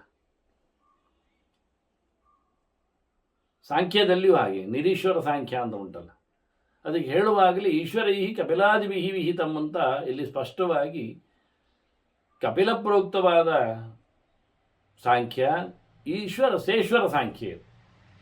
ಯಾಕೆಂದ್ರೆ ಈಶ್ವರೈಹಿ ಹೇಳಿದವರಲ್ಲೇ ಈಶ್ವರರಿದ್ದಾರೆ, ಭಗವಂತ ಇದ್ದಾನೆ ಅಂತ ಹೇಳುವ ಮೂಲಕ. ಹಾಗಾಗಿ ಕಪಿಲನ ಮಾತ್ರ ಅಲ್ಲದೆ ಅತ್ಯಂತ ಜ್ಞಾನಿಗಳು, ವಿಶೇಷವಾಗಿ ಯತಿಗಳು ಅಂತಾರೆ, ಸನ್ಯಾಸಿಗಳಿಗೆ, ಅಂದರೆ ಅವರು ಕರ್ಮವನ್ನು ತ್ಯಾಗ ಮಾಡಿದವರಾದ್ರಿಂದ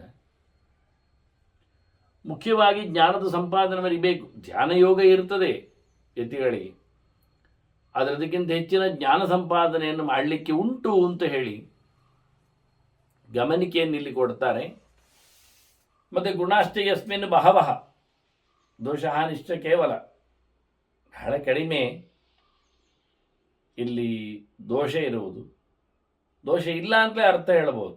ಕೇವಲ ದೋಷಹಾನಿ ಅಂತ ಇಲ್ಲವೇ ಇಲ್ಲ, ಗುಣಗಳೇ ಬಹಳ ಇರುವಂತಹ ಚಿಂತನೆ ಅದು ಸಾಂಖ್ಯರ ಚಿಂತನೆ. ಬಹಳಷ್ಟು ಇಲ್ಲಿ ಗುಣಗಳಿವೆ ಅಂತ. ಜ್ಞಾನೇನ ಪರಿಸಂಖ್ಯಾಯ, ಮುಖ್ಯವಾಗಿ ತಿಳ್ಕೊಳ್ಳುತ್ತಾರವರು. ಸದೋಷಾನ್ ವಿಷಯಾನ್ ನೃಪ, ಎಲ್ಲ ವಿಷಯಗಳ ಬಗ್ಗೆಯೂ ದೋಷ ಏನಿದೆ, ಅದರ ಗುಣಲಕ್ಷಣಗಳೇನು ಎನ್ನುವುದನ್ನು ಬಹಳ ಚೆನ್ನಾಗಿ ತಿಳ್ಕೊಳ್ಳುತ್ತಾರೆ. ಇಲ್ಲಿ ತಿಳುವಳಿಕೆ ಬಹಳ ದೊಡ್ಡ ಮಟ್ಟಿನದ್ದು. ಎಲ್ಲ ವಿಷಯಗಳಲ್ಲಿಯೂ ದೋಷ ಇದೆ ಎನ್ನುವ ಜ್ಞಾನ ಬಂದ ಮೂಲಕವೇ ಅವನು ಪರಿತ್ಯಾಗಕ್ಕೆ, ವೈರಾಗ್ಯಕ್ಕೆ ಪಾತ್ರನಾಗ್ತಾನೆ. ಮನುಗಳ ವಿಷಯ ಇರಲಿ, ಅಲ್ಲಿ ಸಂಗತಿಗಳೇನು, ಏನು ದೋಷಗಳಿರ್ತಾವೆ, ಪಿಶಾಚಗಳದ್ದು, ರಾಕ್ಷಸರದ್ದು, ಯಕ್ಷರದ್ದು, ಅದರಂತೆ ಉರಗಗಳದ್ದು, ಗಂಧರ್ವರದ್ದು, ಪಿತೃಗಳದ್ದು, ಪ್ರಾಣಿಗಳದ್ದು ಇವರೆಲ್ಲರ ವಿಷಯಗಳನ್ನು ತಿಳ್ಕೊಳ್ತಾನೆ. ತಿಳ್ಕೊಂಡು ಅಲ್ಲಿನ ಗುಣಲಕ್ಷಣಗಳು, ಅಲ್ಲಿನ ಪರಿತ್ಯಾಜ್ಯವಾಗಿರತಕ್ಕಂಥ ಅಂಶಗಳು, ಅಲ್ಲೆಲ್ಲ ಕಡೆಯಲ್ಲಿ ದೋಷ ಇದೆ ಅಂತ ಗಮನಿಸ್ತಾ ಎಲ್ಲಿಯೂ ದೋಷ ಇಲ್ಲ ಅಂತೇಳಿ ಆತುಕೊಳ್ಳುವುದಿಲ್ಲ. ಹಾಗೆ ಗರುಡನ ವಿಷಯದಲ್ಲಿ, ಮರುತ್ತುಗಳ ವಿಷಯದಲ್ಲಿ ಇನ್ನು ಋಷಿಗಳು ಅನೇಕರಿದ್ದಾರೆ. ರಾಜರ್ಷಿಗಳು, ಬ್ರಹ್ಮರ್ಷಿಗಳು, ದೇವರ್ಷಿಗಳು ಇವರೆಲ್ಲರ ವಿಷಯಗಳನ್ನು ತಿಳ್ಕೊಂಡು ಅತ್ತ ಅಸುರರು, ವಿಶ್ವೇದೇವತೆಗಳು, ಯೋಗಿಗಳು, ಪ್ರಜಾಪತಿಗಳು, ಕೊನೆಗೆ ಬ್ರಹ್ಮನ ವಿಷಯಗಳು ಅಂದರೆ ಸತ್ಯಲೋಕೇಶ್ವರನಿದ್ದಾನೆ, ಬ್ರಹ್ಮಾಂಡದ ಅರಸನಿರ್ತಾನೆ, 100 ವರ್ಷಗಳ ವ್ಯಾಪ್ತಿಯಲ್ಲಿ ಅವನ ಅಧಿಕಾರ ಅಂಥದ್ದು, ರುಚಿಗಳು, ಯೋಗಿಗಳು 100 ಗಟ್ಟಲೆ ಅವರ ಸಾಧನೆಗಳು, ಹೀಗೆ ವಿಷಯಗಳನ್ನೆಲ್ಲ ಅರಿತುಕೊಳ್ಬೇಕೇನೋ ಸಾಂಖ್ಯಶಾಸ್ತ್ರದಲ್ಲಿ ಎಲ್ಲ ಸಂಗತಿಗಳು ಬರ್ತವೆ. ಅವರ ಇಯತ್ತಾಗಳು, ಬೌಂಡ್ರಿ, ಸಾಧ್ಯತೆಗಳು, ಸಾಧನೆಗಳು. ನಾನೀಗ ಹೇಳಿದಾಗೆ ಬ್ರಹ್ಮದೇವರ ಆಯುಷ್ಯ ಹೇಳಿದಾಗೆ ಆಯುಷಶ್ಚ ಪರಂ ಕಾಲಂ ಲೋಕೆ ಚಾಪಿ ಲೋಕೆ ವಿಜ್ಞಾಯ ತತ್ವ, ಲೋಕದಲ್ಲಿಯೂ ಎಷ್ಟು ಆಯುಷ್ಯ ಇದೆ. ಬ್ರಹ್ಮದೇವರಿಗೆ 100 ಆಯುಷ್ಯ ಆಯಿತು. ಯುಗ ಕ್ರಮದಲ್ಲಿ ಯುಗದ ಲಕ್ಷಣಗಳು, ಆಯುಷ್ಯಗಳು, ಮನು ಪ್ರಜಾಪತಿಗಳಿಗೆಲ್ಲ ಅಧಿಕಾರದ ಅವಧಿಗಳು, ಮನುಷ್ಯ ಲೋಕದಲ್ಲಿರತಕ್ಕಂಥ ಆಯುಷ್ಯ, ಪರಮಾಯುಷ್ಯ ಇವನ್ನೆಲ್ಲ ಬಹಳ ಚೆನ್ನಾಗಿ ತಿಳ್ಕೊಂಡು, ಇನ್ನು ವೇದವಾದೇ ಏಪಿ ಲೋಕಾಹ ಗುಣಾಹ ಏ ಚಾಪಿ ವೈದಿಕಾಹ, ಇನ್ನು ವೇದದಲ್ಲಿ ಕೆಲವೊಮ್ಮೆ ವೇದವಾದೇ ಏಪಿ ದೋಷಾಹ ಗುಣಾಶ್ಚ, ಇನ್ನು ಗುಣದೋಷಗಳನ್ನು ಅರಿತುಕೊಳ್ಳುವುದರಲ್ಲೇ ಬಹಳ ವಿಶೇಷ. ವೇದದಲ್ಲಿ ವೇದ ಹೇಳತಕ್ಕಂಥ ನಿಯಮಗಳಲ್ಲಿ, ವೈದಿಕ ಕರ್ಮಾಂಗಗಳಲ್ಲಿ ಅಂದರೆ ವೇದೋಕ್ತವಾದಂಥ ಆಚರಣೆಗಳಲ್ಲಿ ಏನು ಪ್ಲಸ್ಸು ಏನು ಮೈನಸ್ಸು, ಅದರಂತೆ ಜ್ಞಾನಯೋಗಿ, ಜ್ಞಾನದ ಯೋಗದಲ್ಲಿ ಅಲ್ಲಿರತಕ್ಕಂತಹ ಗುಣದೋಷಗಳು, ಹಾಗೆಯೇ ಸಾಂಖ್ಯಜ್ಞಾನೆ ಪ್ರಪಂಚದ ವಿಷಯವನ್ನು ತಿಳ್ಕೊಳ್ಳುವಲ್ಲಿಯೂ ಸಹ, ಇತರೇಷು ಚ ಏಪಿ ದೋಷಾಹ ಗುಣ ಏಪಿ ಚ, ಹಾಗೆ ಉಳಿದವರಲ್ಲಿ ಇರತಕ್ಕಂಥ, ಉಳಿದ ಕಡೆಯಲ್ಲಿ ಇರತಕ್ಕಂಥ, ಉಳಿದ ಮಾರ್ಗಗಳಲ್ಲಿ, ಉಳಿದ ಪದ್ಧತಿಗಳಲ್ಲಿ ಇರತಕ್ಕಂಥ ಗುಣದೋಷಗಳ ಚಿಂತನೆ, ಇವೆಲ್ಲ ಸಾಂಖ್ಯದಲ್ಲಿ ಬರತಕ್ಕಂಥ ವೈವಿಧ್ಯಗಳು. ಆಯುಷ್ಯದ ಚಿಂತನೆ ಅಂತಂತೆ ಸುಖಸ್ಯಾಚ ಪರಂ ತತ್ವಂ, ಸುಖ ಹೇಗೆ ಸಿಗ್ತದೆ, ಸುಖದ ತಾನಮಾನಗಳೇನು, ಎಲ್ಲಿ ಏನು ಸುಖ, ಸ್ವರ್ಗದ ಸುಖದ ಕಥೆ ಹೇಗೆ, ಅದಕ್ಕೆ ಮಿಗಿಲಾದ ಕಥೆ ಉಂಟು, ಅಲ್ಲಿರತಕ್ಕಂಥ ಗುಣದೋಷಗಳು, ಅದರಂತೆ ಇತ್ತ ಲೋಕದಲ್ಲಿ ಇರತಕ್ಕಂಥ ದುಃಖದ ಚಿಂತನೆಗಳು, ದುಃಖದಲ್ಲಿ ನರಕದ ಪ್ರಾಪ್ತಿ, ನರಕದಲ್ಲಿ ವಿಷಯಗಳು, ತಿರ್ಯಗ್ಯೋನಿಗಳು, ಮನುಷ್ಯನಲ್ಲದೆ ಮನಮೊಟ್ಟುಗಳಾಗಿ, ಪ್ರಾಣಿ ಪಕ್ಷಿಗಳಾಗಿ ಅಡ್ಡಾದಿಡ್ಡಿ ಬೆಳೆಯುವ ಕಥೆಗಳು, ನೇರ ಅಲ್ಲ, ನೇರಕ್ಕಿಲ್ಲ. ಮರಗಳಂತೆ ಮನುಷ್ಯ ಬೆಳೆಯುವುದಿಲ್ಲ, ಪ್ರಾಣಿಗಳಂತೆ ಮನುಷ್ಯನ ವರ್ತನೆ ಇಲ್ಲ, ಹಾಗಾಗಿ ಅಡ್ಡಾದಿಡ್ಡಿ ಅಂದೆ ನಾನು ಶಬ್ದ. ಮನುಷ್ಯನದು ನೇರ ಪ್ರವೃತ್ತಿ, ನೇರ ಬೆಳವಣಿಗೆ. ಮರಗಳಂತೆ ಮನುಷ್ಯನು ಆಚೆ ಈಚೆ ಕೈಕಾಲುಗಳನ್ನೆಲ್ಲ ಹರವಿಕೊಂಡು ಬೆಳೆದು ಬಿಟ್ಟರೆ ಕಥೆ ಹೇಗಿರ್ತಿತ್ತು. ಇದನ್ನೆಲ್ಲ ತಿಳ್ಕೊಳ್ತಾರೆ ಅವರು. ತಿಳಿಯುವುದೇ ವಿಶೇಷ ಇಲ್ಲಿ ಸಾಂಖ್ಯದ ವ್ಯವಸ್ಥೆ ಅಂದರೆ. ತಿಳಿಯಬೇಕಾದ ಒಂದು ಸಂಗತಿಗಳನ್ನು ಮಿಸ್ಟೇಕ್ ಲ್ಯಾಂಗ್ವೇಜಿನಲ್ಲಿ ಒಂದು ದೃಷ್ಟಿಯಿಂದ ಸುಲಭ ಇದ್ದರೂ ಹೇಳಲಿಕ್ಕೆ ಸುಲಭ ಅಷ್ಟೇ. ಸತ್ವಂ ದಶಗುಣಂ ಜ್ಞಾತ್ವ ಅಂತಾರೆ. ಏನು ತಿಳ್ಕೊಳ್ತಾನೆ ಹೇಳಿದರೆ, ಸತ್ವವನ್ನು ತಿಳ್ಕೊಳ್ತಾನೆ, ಅದು 10 ಗುಣ. ಮತ್ತು ರಜಃ ನವಗುಣಂ ತತ, ರಜಸ್ಸನ್ನು ತಿಳ್ಕೊಳ್ತಾನೆ, ಅದಕ್ಕೆ 9 ಗುಣ ಉಂಟು, 9 ಗುಣದ ರಜಸ್ಸನ್ನು ತಿಳ್ಕೊಳ್ತಾನೆ. ತಮಶ್ಚ ಅಷ್ಟಗುಣಂ ಜ್ಞಾತ್ವ, ತಮಸ್ಸನ್ನು 8 ಗುಣದ್ದನ್ನು ತಿಳ್ಕೊಳ್ತಾನೆ. ಬುದ್ಧಿಂ ಸಪ್ತಗುಣ ಅಂತತ, ಮತ್ತು ಬುದ್ಧಿಯನ್ನು ಅದು 7 ಗುಣದ್ದು ಬುದ್ಧಿ. ಆನಂತರ ಷಡ್ಗುಣಂ ಚ ಮನಃ ಜ್ಞಾತ್ವ, ಮನಸ್ಸು ಮತ್ತೆ 6 ಗುಣದ್ದು. ಮತ್ತು ನೋಡಲಿಕ್ಕೆ ಹೋದರೆ ಮನಃ ಪಂಚಗುಣ ಅಂತತ, ಮನಸ್ಸನ್ನು ಮತ್ತೆ 5 ಗುಣದ್ದು ನೋಡಿಕೊಳ್ತಾನೆ. ಬುದ್ಧಿಂಚ ಷಡ್ಗುಣಾಜ್ಞಾತ್ವ, ಬುದ್ಧಿಗೆ ಮತ್ತೆ ಬುದ್ಧಿಂಚ ಬುದ್ಧಿಂ ಚತುರ್ಗುಣಾಜ್ಞಾತ್ವ, ಮತ್ತು 4 ಗುಣದ ಬುದ್ಧಿಯನ್ನು ತಿಳ್ಕೊಳ್ತಾನೆ. ತಮಶ್ಚ ತ್ರಿಗುಣಂ ತತ, ತಮಸ್ಸನ್ನು 3 ಗುಣದ್ದು ತಿಳ್ಕೊಂಡಿರ್ತಾನೆ. ರಜಶ್ಚ ದ್ವಿಗುಣಜ್ಞಾತ್ವ, ರಜಸ್ಸನ್ನು 2 ಗುಣದ್ದನ್ನು ತಿಳ್ಕೊಂಡು. ಸತ್ವಮೇಕ ಗುಣಂ ತತ, ಸತ್ವವನ್ನು ಮತ್ತೆ ಏಕಗುಣವಾಗಿ.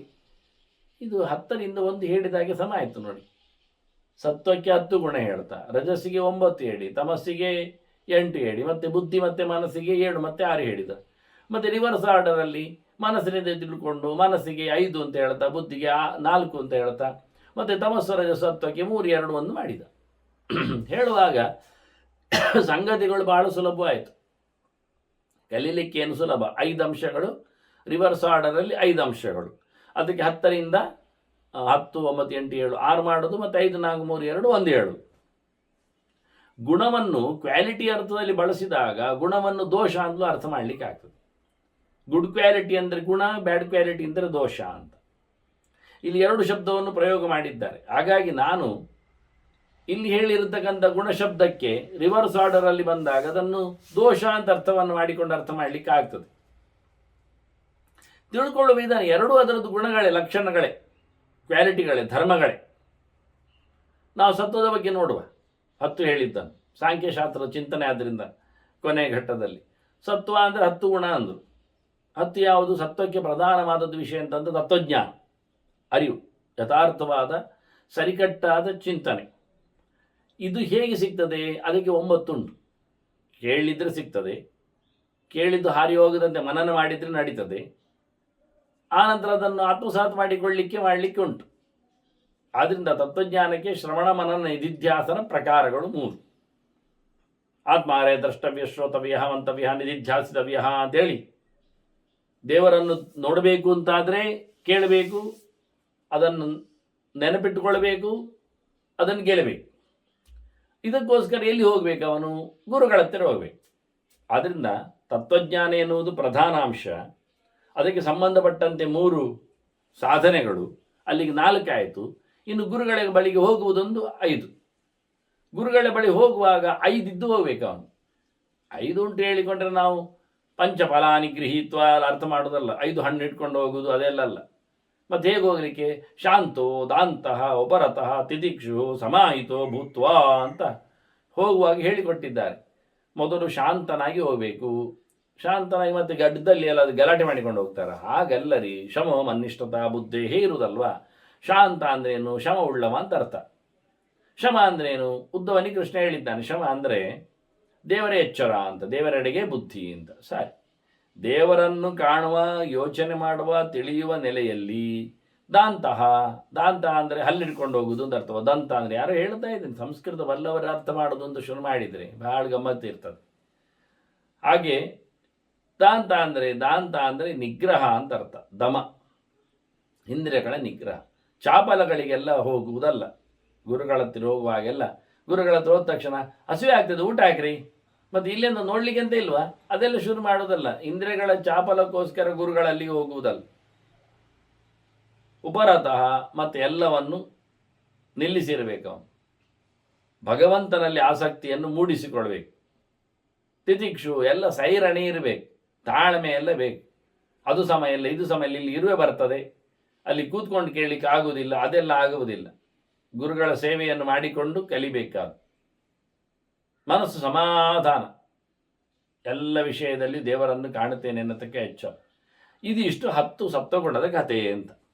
ಇದರಲ್ಲಿ ಮತ್ತೊಂದು ಗುಣ ದೋಷವನ್ನು ಹೇಳಿದ್ರಲ್ಲ, ಗುಣ ಅಂದರೆ ದೋಷ ಹೇಳ್ತೇನೆ 1 ಅಂತ ಹೇಳಿದ್ದಲ್ಲ ಕೊನೆಗೆ, ಹಿಂದೆ ರಿವರ್ಸ್ ಆರ್ಡರ್ಲಿ ಬಂದಾಗ ಅದು ಪ್ರಯತ್ನ ಮಾಡೋದಿಲ್ಲ ಎನ್ನುವುದೇ ದೊಡ್ಡ ಸಂಗತಿ ಇಲ್ಲಿ ಮಾರಾಯರೆ. ಇಷ್ಟೆಲ್ಲ ಹೇಳಿಕೊಂಡ್ರು ಅದು ನಾಳೆ ಮಾಡುವ ಮಾರಾಯರೆ ಅಂತ ದೂಡ್ತಾರೆ. ಮಾಡಲಿಕ್ಕೆ ಹೋಗುವಾಗ ಚೂರೆ ಮಾಡಿ ಓಡಿ ಬರ್ತಾರೆ. ಅದು ಒಂದು ಪ್ರವಚನಕ್ಕೆ ಹೇಳಿದರೆ ಸಾಕು, ಮತ್ತೆ ಅಲ್ಲಿ ಎಲ್ಲ ಹಾಗೆ ಅಲ್ವಾ ಅಂತ. ಎಂತ ಹಾಗೆ ಆದರೆ ಮತ್ತೆ ಯಾರಾದರೂ ಹೇಳುತ್ತಾರ? ಆದ್ದರಿಂದ ಮನುಷ್ಯ ಸಾಧನೆಯಲ್ಲಿ ಸೋಮಾರಿತನವನ್ನು ತೋರಿಸಿಕೊಳ್ಳುವುದೇ ಒಂದು ದೊಡ್ಡ ಸಂಗತಿ. ಅದನ್ನು ಬಹಳ ಗಟ್ಟಿಮುಟ್ಟಾಗಿ ಮಾಡಲಿಕ್ಕೆ ಹೋಗುವುದಿಲ್ಲ. ಇತ್ತ ನೋಡ್ಲಿಕ್ಕೆ ಹೋದರೆ ನವಗುಣದ್ದುಂಟಲ್ಲ, ರಜಸ್ಸು, ಅದೆಂಥದ್ದು ಕೇಳಿದರೆ ಅದರಲ್ಲಿ ಸಂಶಯವೇ ಪಿಶಾಚಿ, ಅತ್ತವೋ ಇತ್ತವೋ ಅಂತ. ಹಾಗಾಗಿ ಅತ್ತ ಇತ್ತವಾದಂತಹ ಸಂಶಯಕ್ಕೆ ಅವನಿಗೆ 8 ಸೇರಿಕೊಳ್ತದೆ. ಒಂದೆಂತ ಹೇಳಿದರೆ ಅವನ ಅತ್ತ ಒಳ್ಳೆಯವರ ಹತ್ರವೂ ಸಂಪಾದನೆ ಮಾಡಲಿಕ್ಕೆ ಹೋಗ್ತಾನೆ ಸಂಘವನ್ನು, ಕೆಟ್ಟವರ ಹತ್ರವೂ ಅಂಟಿಕೊಂಡಿರ್ತಾನೆ. ಇದು 2 ಮುಖ. ಹಾಗೆ ಕೇಳುವಾಗಲೂ ಒಳ್ಳೆಯ ಶಾಸ್ತ್ರಗಳನ್ನು ಮಾತಾಡಿಸ್ತಾನೆ, ಕೆಟ್ಟ ಶಾಸ್ತ್ರಗಳನ್ನು ಕಲೀಲಿಕ್ಕೆ ಹೋಗ್ತಾನೆ. ಹೀಗಾಗಿ ಅವನಿಗೆ ವಿಷಯದಲ್ಲಿ ವೈರಾಗ್ಯ ಉಂಟು, ಹೌದು, ಬೇಡ ಅಂತ ಕಾಣ್ತದೆ, ಕಲಿಬೇಕು ಅಂತ ಅನಿಸ್ತದೆ. ಆದರೆ ಕಲಿಯುವಾಗಲಿ ಎಲ್ಲ ಮುಖ್ಯ ಅಲ್ಲ, ಅದು ಇರಲಿ ಮಾರಾಯರೆ ಇಟ್ಕೊಂಡು ಇತ್ತ 3 ಆಸೆಗಳನ್ನು ಹೊತ್ತಿರ್ತಾನೆ. ಆ ಆಸೆಗಳು ಅಂದರೆ ತಾನು ಬದುಕಲಿಕ್ಕೆ ದುಡ್ಡು ಬೇಕು ಅಂತ ಒಂದು ವಿತ್ತೇಷಣ. ದುಡ್ಡಾದ ನಂತರ ಅದು ತಾನು ಮಾತ್ರ ನನಗೆ ಬೇಕಾದಾಗೆ ಹಂಚಿ ತಿನ್ನಲಿಕ್ಕೋಸ್ಕರ ಮದುವೆ ಆಗಬೇಕು ಅಂತ ಶುರು ಮಾಡ್ತಾನೆ. ಮದುವೆ ಮಕ್ಕಳು ಇದೆಲ್ಲ ಶುರು ಆಗ್ತದೆ. ಸಂಸಾರ ಬಂಧು ಬಾಂಧವರಂತ ದೊಡ್ಡ ಸಂಗತಿ ಆಗ್ತದೆ. ಪಿತ್ತೈಷಣ ಆಯಾಷ್ಟ ಅಂದರೆ ಪುತ್ರೈಷಣ ಆಯ್ತದೆ. ಮತ್ತು ಇದನ್ನೆಲ್ಲ ದುಡ್ಡನ್ನೆಲ್ಲ ಇಡುವುದೆಲ್ಲಿಗೆ, ಇಲ್ಲಿ ಮಾತ್ರ ಸಾಲದು, ಮತ್ತೆ ಪರಲೋಕವನ್ನು ಸೇರಬೇಕು ಅನಿಸ್ತದೆ ಅವನಿಗೆ, ಲೋಕೇಶಣ ಆಯಾಷ್ಟ. ಹಾಗಾಗಿ ಈಶಣತ್ರಯಗಳಿಂದ ಅವನು ಇದು ರಜಸ್ಸಿನ ವ್ಯವಸ್ಥೆ. ಇದರಲ್ಲಿ ಮತ್ತೆ ಎರಡು ತಪ್ಪುಂಟಲ್ಲ ಕೇಳಿದರೆ, ಅದೇ ಕಾಮ ಕೋಪ, ಕಾಮೇಶ ಕ್ರೋಧೇಶ ರಜೋಗುಣ ಸಮುದ್ಭವ. ಇಲ್ಲಿ ತಾಂಡವಾಡೋದು ಬೇಕುಗಳು ಕಾಣ್ತಾ ಹೋಗ್ತವೆ, ಆಗದಿದ್ದಾಗ ಕೋಪ ಬರ್ತದೆ, ಕೆಲವು ಬೇಕುಗಳು ಬೇಡ ಕಾಣ್ತದೆ, ಆಗ ಕೆಲವೊಮ್ಮೆ ಕೋಪ ಬರ್ತದೆ. ಈಗೆಲ್ಲ ಕಾಮಕ್ರೋಧಗಳಿಂದ ರಜೋಗುಣ ಅದು ಭಯಂಕರ ವಿಚಿತ್ರವಾಗಿ ಬಿಡ್ತದೆ. ತಮಸ್ಸಿಗೆ ಮತ್ತೆ ನೀವು ರಜದ್ದು 9 ಆಯ್ತಲ್ಲ, ತಮಸ್ಸಿಗೆ 8 ಉಂಟು ಹೇಳಿದ್ದೀರಲ್ಲ ಕೇಳಿದ್ರೆ, ತಮಷ್ಟು ಅಷ್ಟಗುಣಂ ಜ್ಞಾತ್ವ ಅಂತ. 8ರಲ್ಲಿ ತಮಸ್ಸಿನಲ್ಲಿ ತಪ್ಪುವೇ ಕಲ್ಪನೆ ಎನ್ನುವುದೇ ಒಂದು ಮುಖ್ಯ, ಮಿಥ್ಯಾಜ್ಞಾನ. ಈ ಮಿಥ್ಯಾಜ್ಞಾನವನ್ನು ನಾವು ಸಂಪಾದನೆ ಮಾಡಿದ ರೀತಿ ನೋಡಿದರೆ ಅದಕ್ಕೆ 7 ವ್ಯವಸ್ಥೆಗಳು. ಒಂದೆಂತ ಕೇಳಿದರೆ, ಮಿಥ್ಯಾಜ್ಞಾನ ಅಂದರೆ ತಪ್ಪು ಕಲ್ಪನೆ. ಅದರಲ್ಲಿ ಪ್ರಧಾನವಾದದ್ದು ವಿಷ್ಣು ದ್ವೇಷ. ವಿಷ್ಣು ದ್ವೇಷದ ಒಟ್ಟಿಗೆ ಕೆಟ್ಟವರ ಸಹವಾಸ, ಅದಕ್ಕೆ ಅನುಗುಣವಾಗಿ ಮತ್ತು ಕೆಟ್ಟ ಶಾಸ್ತ್ರದ ಅಧ್ಯಯನ. ಇದು 3ರ ಜೊತೆಯಲ್ಲಿ ಮಾಮೂಲಿ ಭಯಂಕರ ಸಿಟ್ಟು ಅಂದರೆ ಗರ್ವ, ಅಭಿಮಾನ, ತಾನೇ ಹೇಳಿದಂತೆ ಆಗಬೇಕು ಅಂತ. ಮತ್ತು ಪ್ರಮಾದ, ತಪ್ಪೇ ಮಾಡುವುದು, ಸಮಯ ಇಲ್ಲವೇ ಇಲ್ಲ. ಮತ್ತು ಆಲಸ್ಯ, ಕೊನೆಗೆ ನಿದ್ರೆ. ಇದಿಷ್ಟು. ಇದರೊಟ್ಟಿಗೆ ತಮಸ್ಸಿನಲ್ಲಿರತಕ್ಕಂಥ ಮೂರು ಹೀಗೆ ಎಂಥದ್ದು 3 ಇದೇ ದೋಷ ಆದಾಗ ಇನ್ನು 3 ಗುಣ ಹೇಳಬೇಕಷ್ಟೆ. 3 ಗುಣ ಹೇಳಿದರೆ ಕರ್ಮೇಂದ್ರಿಯ, ಜ್ಞಾನೇಂದ್ರಿಯ ಮತ್ತು ಮನಸ್ಸು ಒಟ್ಟಿರ್ತದೆ. ಆದರೆ ಕೆಟ್ಟದೇ ಮಾಡೋದು. ಕರ್ಮೇಂದ್ರಿಯ ಶುದ್ಧವೇ, ಜ್ಞಾನೇಂದ್ರಿಯಗಳು ಶುದ್ಧವೇ ಉಂಟು, ಮನಸ್ಸು ಸರಿ ಉಂಟು. ಆದರೆ ಏನು ಮಾಡುವ, ಪೂರ ತಾಮಸವಾದ ಪ್ರವೃತ್ತಿಯಿಂದ ಹಾಳಾಗ್ತದೆ. ಅದಕ್ಕೆ 3 ಪ್ರತ್ಯೇಕವಾಗಿ ಹೇಳಿತ್ತು. ಅದರಿಂದ ಮತ್ತೆ ಬುದ್ಧಿಗೆ ಹೇಳಿದ್ದಾರಲ್ಲ, ಬುದ್ಧಿಯಲ್ಲಿ ನಿಶ್ಚಯ ಇರುವುದು.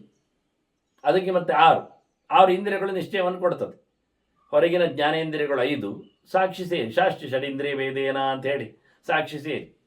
ಮತ್ತು ಇದಕ್ಕೆ ಮತ್ತೆ 4 ಅವ್ಯವಹಾರ ವ್ಯವಸ್ಥೆ ಉಂಟಲ್ಲ. ಅಂದರೆ ಬುದ್ಧಿ ಏನು ಮಾಡ್ತದೆ, ಹೊರಗಿನದ್ದು ಕಲಿತದೆ, ಒಳಗಿನದ್ದು ನೋಡ್ತದೆ. ಕೆಲವೊಮ್ಮೆ ಹೊರಗಿದ್ದನ್ನು ಒಳಗೆ ತಿಳ್ಕೊಳ್ತದೆ, ಒಳಗಿದ್ದನ್ನು ಹೊರಗೆ ಮಾಡ್ತದೆ. ನಿಶ್ಚಯ ಮಾಡಲಿಕ್ಕೆ ಹೋಗುವಾಗ ಮನಸ್ಸು ಹೇಳಿದಾಗೆ ಕೇಳಬೇಕಾಗತ್ತೆ ಬುದ್ಧಿಗೆ. ಕೆಲವೊಮ್ಮೆ ಇಂದ್ರಿಯಗಳ ಬಗ್ಗೆ ಬಿದ್ದಿರ್ತದೆ. ಹೀಗೆ ಒಂದು 4 ಮುಖದಿಂದ ವಾಕ್ಯಾಂತರದಲ್ಲಿ ದ್ವಿಪ್ರಕಾರಕವಾಗಿ. ಮತ್ತು ಮನಸ್ಸೊಂದು 5 ಉಂಟಲ್ಲ, 6 ಮತ್ತು 5. ಮನಸ್ಸಿಗೆ 6 ಅಂದರೆ ಮನಸ್ಸಿನಲ್ಲಿ ಸಂಕಲ್ಪ ವಿಕಲ್ಪ ಅಲ್ವ ವಾಸ್ತವವಾಗಿ, ಹೌದು. ಮತ್ತು ಅದು ನೆನಪು ಮಾಡಿಕೊಳ್ಳೋದಲ್ವ ಮನಸ್ಸು, ಹೌದು. ಈ ಸ್ಮರಣೆಗೆ ಕಾರಣವಾದದ್ದು ಯಾವುದು? 5 ಇಂದ್ರಿಯಗಳೇ. ನಾನು ನೋಡಿದ್ದೇನಲ್ಲ, ಕೇಳಿದ್ದೇನಲ್ಲ, ಅದು ಅಷ್ಟೇ, ಮುಟ್ಟಿದ್ದೇನಲ್ಲ, ಮುಸಿದೇನಲ್ಲ ಅನ್ನುವ ನೆಲೆಯಲ್ಲಿ ಪಂಚೇಂದ್ರಿಯಗಳ ಜೊತೆಯಲ್ಲಿ ಮನಸ್ಸಿನ ವ್ಯವಹಾರಗಳು. ಇದಕ್ಕೆ ಮತ್ತೆ ಪುನಃ ವಾಸ್ತವವಾಗಿ 5 ಅಂಶಗಳು, ಮರವಿಗೆ ಕಾರಣವಾದದ್ದು ಇದೇ 5 ಅಂಶಗಳು. ಕಣ್ಣು ನೋಡಿದ್ರು, ಕಣ್ಣಿಗೆ ಗೊತ್ತೇ ಇಲ್ಲ. ಹೌದಾ, ನೋಡಿದ್ದೇನಾ? ನೀನು ನಿದ್ದಿಮಾರೆಯಲ್ಲಿ ನೋಡಿದ್ದಾರೆ ಹೇಳ್ತಾ ಇದ್ರು, ಇಲ್ಲಪ್ಪ ಅಂತಾನೆ. ಕೃಷ್ಣ ಹೇಳಿದಾಗೆ ಮತ್ತ ಸ್ಮೃತಿ ಜ್ಞಾನಮಪೋಹನಂಚ ಅಂತ.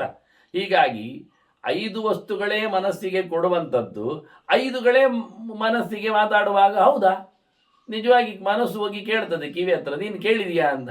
ಕಿವಿಗೆ ಗೊತ್ತೇ ಆಗುವುದಿಲ್ಲ. ಹಾಗಾಗಿ ಕೇಳಿದೇನೆ ಹೇಳುವುದೇ ಮನಸ್ಸು, ಕೇಳಿಲ್ಲಲ್ಲ ಹೇಳುವುದು ಮನಸ್ಸೇ. ಹೀಗೆ 6 ಮತ್ತು 5ರ ಒಂದು ವಿಚಿತ್ರವಾದ ಸಂಗತಿಗಳಲ್ಲಿ ಇದು ಒಂದು ಅಪೂರ್ವವಾದಂಥ ಶ್ಲೋಕದ ನೆಲೆಗಳು, ಬಹಳ ಕಷ್ಟದ್ದು ಚಿಂತನೆ. ಹಾಗಾಗಿ ನಾನೊಂದು ವ್ಯವಸ್ಥಿತವಾದಂಥ ಅನುಸಂಧಾನವನ್ನು ಕೊಟ್ಟಿದ್ದೇನೆ. ಹೀಗೆ ಆಗಬೇಕು ಅಂತಲ್ಲ, ಎಷ್ಟೋ ಪ್ರಕಾರಗಳು ಹಳೆಯವರದ್ದೋ ಹೊಸಬರದ್ದೋ ಇರಲಿಕ್ಕೆ ಸಾಕಿರ್ತದೆ. ಅದು ನಾನೊಂದು ಶ್ರುತಿಯ ನೆಲೆಯಲ್ಲಿ ಇದಕ್ಕೊಂದು ಚಿಂತನೆಯನ್ನು ಕರುಣಿಸಿದ್ದೇನೆ. ಇದರ ಬೆನ್ನೆಯಿಂದ ಸ್ವಲ್ಪ ಲಕ್ಷಾಲಂಕಾರದ ಛಾಯೆ ಇದೇ ಆಗಿದ್ದರೂ ಅಪೂರ್ವವಾದಂಥ ಶ್ರುತಿಯ ನೆಲೆಯಲ್ಲಿ ಮಾತಾಡಿದ್ದೇನೆ. ಮುಂದಿನ ಚಿಂತನೆಗೆ ಮತ್ತೆ ಸೇರುವ ವಂದನೆಗಳೊಂದಿಗೆ ಶ್ರೀಕೃಷ್ಣ ನಾರಾಯಣ ನಾರಾಯಣ.